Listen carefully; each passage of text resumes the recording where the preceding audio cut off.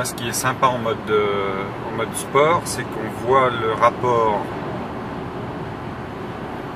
qui est choisi par la boîte. Là, je suis en 6e. Et si je veux accélérer un petit coup, hop là, un petit coup de 5e, sans toucher à rien.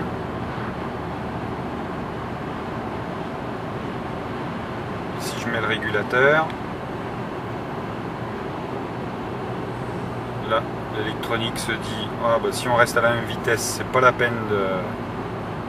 Voilà, je vais freiner parce que j'arrive à un rond-point. Comme je suis en mode sport, le régime a tendance à rester un petit peu plus haut qu'en drive.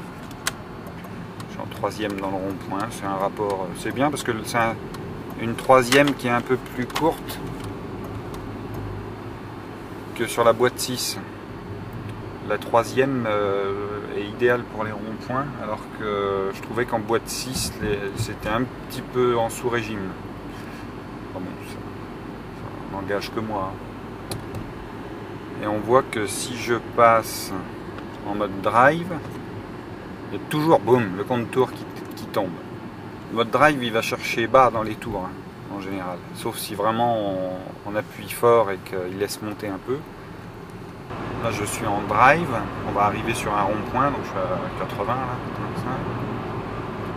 On voit que si je freine, le régime baisse un peu. Il va pas remonter là.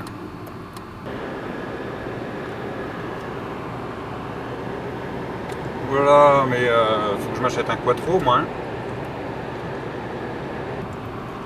En mode sport, on voit bien que le régime qui était tout à l'heure à 1200, 1400, il reste à 2000 là en mode sport.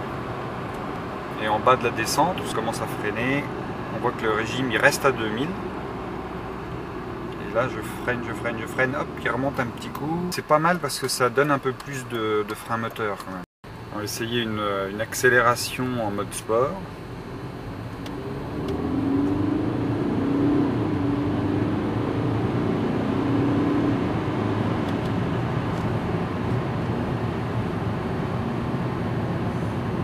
Puis on va faire la même chose en mode drive.